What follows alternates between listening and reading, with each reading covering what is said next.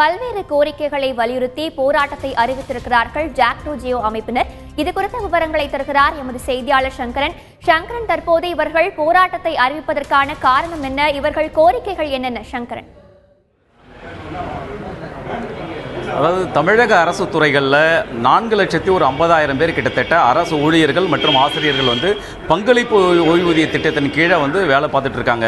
இவங்களுடைய பிரதானமான கோரிக்கை என்னென்னா, இந்த பங்களிப்பு ஓய்வூதிய திட்டத்தை ரத்து செய்து பழைய ஓய்வூதிய திட்டத்தை அமல்படுத்த வேண்டும் என்பது அவருடைய பிரதானமான கோரிக்கையாக இருக்கிறது. கடந்த சட்டசபை தேர்தலின் போது பழைய ஓய்வூதிய திட்டம் அமல்படுத்தப்படும் என மறைந்த முதலமைச்சர் ஜெயலலிதா வாக்குறுதி அளித்திருந்தார். இதையடுத்து போன வருஷமே ஒரு கிட்டத்தட்ட ஒரு 20 நாட்களுக்கு மேலாக தொடர் வேலை நிறுத்தம் பண்ணாங்க அரசு ஊழியர்களும் ஆசிரியர்களும் இணைந்து.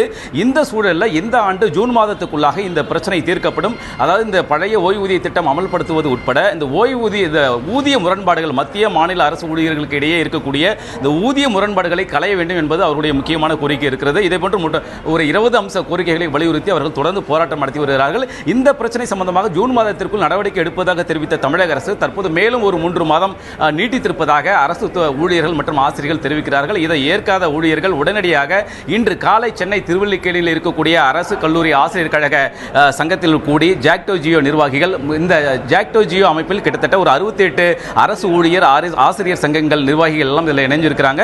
இவங்க இன்று காலையிலிருந்து இந்த கூட்டம் நடந்தது. தற்போது இந்த கூட்டத்தில் என்ன முடிவு எடுக்கப்பட்டிருக்கு அப்படின்னா, இந்த கோரிக்கைகளை வலியுறுத்தி வரக்கூடிய ஆகஸ்ட் மாதம் 22ஆம் தேதி ஒரு நாள் அடையாள வேலை நிறுத்தம் நடத்துவது என்ற ஒரு முடிவு எடுத்திருக்கிறார்கள். இதைத் தொடர்ந்து செப்டம்பர் 7ஆம் தேதி முதல் மாநில முழுவதும் அரசு ஊழியர்கள் ஆசிரியர்கள் காலவரையற்ற வேலை நிறுத்தத்தில் ஈடுபடுவது என்ற ஒரு முடிவையும் முக்கியமான இந்த முடிவை எடுத்திருக்கிறார்கள். இது உடனடியாக அரசு ஊழியர்கள் ஆசிரியர்கள் அனைவருக்கும் இந்த தகவல்கள் எல்லாம் தெரிவிக்கப்பட்டு வருகிறது.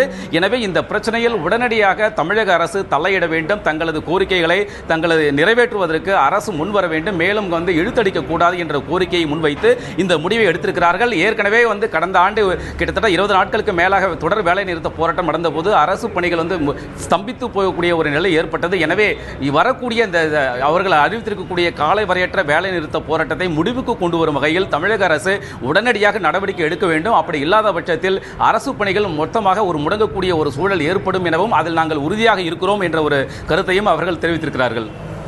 பல்வேறு கோரிக்கைகளை வலியுறுத்தி ஜாக்டோ ஜியோ அமைப்பினர் போராட்டத்தை அறிவித்திருக்கிறார்கள். இது குறித்த விவரங்களை தந்தமைக்கு நன்றி சங்கரன்.